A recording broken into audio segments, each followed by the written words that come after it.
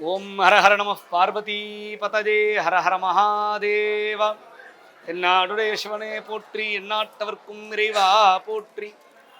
அங்கிங்கனாதபடி எங்கும் நீக்கமர நிறைந்திருக்கக்கூடிய பரம்பொருளாகிய பரமேஸ்வரரின் பரிபூர்ண திருவருள் துணை கொண்டு நமது அன்னபூர்ணி அம்பிகா சமேத ஆத்மநாத சுவாமியினுடைய ஆலயத்திலே 4ஆம் ஆண்டு பிரம்மோத்சவ மகாமங்கல வைபவம் தூங்கப்பெற்று இன்றைய தினம் 6ஆம் நாள் உற்சவமாக அனைத்து விதமான யாகசாலை பூஜைகளும் நடைபெற்று நவசந்தி பலிகள் சமர்ப்பணம் செய்து எம்பெருமானுக்கு சோமாஸ்கந்த மூர்த்திக்கு ஷோடசோபசார தீபாராதனையும் அனைத்து விதமான உபசார வைபவங்களும் நடைபெற்று இன்னும் சில மணித்துளிகளிலே கஜவாகனம் என்று சொல்லக்கூடிய விசேஷமான யானை வாகனத்திலே எம்பெருமான் நமக்கெல்லாம் காட்சியளிக்க இருக்கின்றார். ஒவ்வொரு வாகனமும் சுவாமிக்கு விசேஷம்தான். ஆனால் யானைக்குன்னு உரிய நிறைய சிறப்புகள் இருக்கு. யானைகள் அஷ்ட யானை என்று சொல்லக்கூடிய வண்ணம் 8 விதமான யானைகள் சொல்லப்பட்டிருக்கு. ஐராவதம், புண்டரீகன், வாமனன், குமுதன், அஞ்சனன், சார்வபௌமன், சுப்ரதீகன் என்று சொல்லக்கூடிய 8 யானைகள் என் திசைகளிலேயும் சொல்லப்பட்டிருக்கின்றன. கிழக்கு திசையில் இருக்கக்கூடிய யானை தான் வெள்ளை யானை ஐராவதம்னு நம்மளுக்கு பெரும்பாலும் நம்ம எல்லாருக்கும் தெரிஞ்சிருக்கும். விசேஷமான யானை.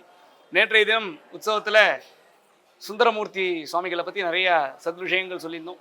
அந்த சுந்தரமூர்த்தி சுவாமிகளுக்கு திருக்கைலாயம் வருவதற்காக அவர் இங்கேருந்து அழிச்சுன்னு வரத்துக்கு வெள்ளை யானை அனுப்புகிறார் சுவாமி.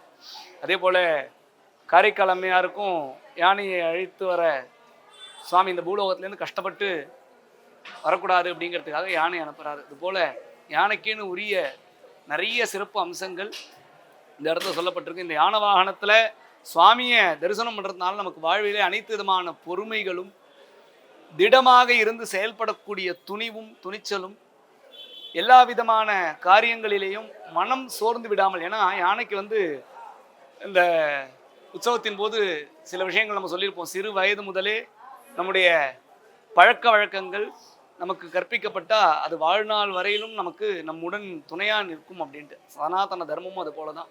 யானைப்பாகன் சொல்லக்கூடிய அந்த விஷயங்களை குட்டி யானையாக இருக்கிறச்சு அது கேட்டு அதுக்கே பழகிடுமா. அதுக்கப்புறமா காலில் சங்கிலியே இல்லை, சங்கிலியை அவுத்து விட்டுட்டா கூட தான் இருக்கக்கூடிய இடத்துலேருந்து அது நகராது.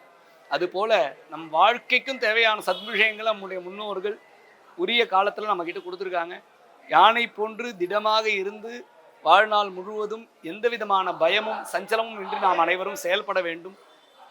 ஒரு யானை அப்படின்னு சொல்லக்கூடியது மற்ற மிருகங்கள்லாம் 3-4 சேர்ந்திருந்தால் அதுக்கு என்ன தைரியம் வருதோ அந்த தைரியமாகப்பட்டது ஒரே ஒரு யானைகிட்டே இருக்குமா. அப்பேற்பட்ட மனோ தைரியமும் நமக்கு கிடைக்கணும்.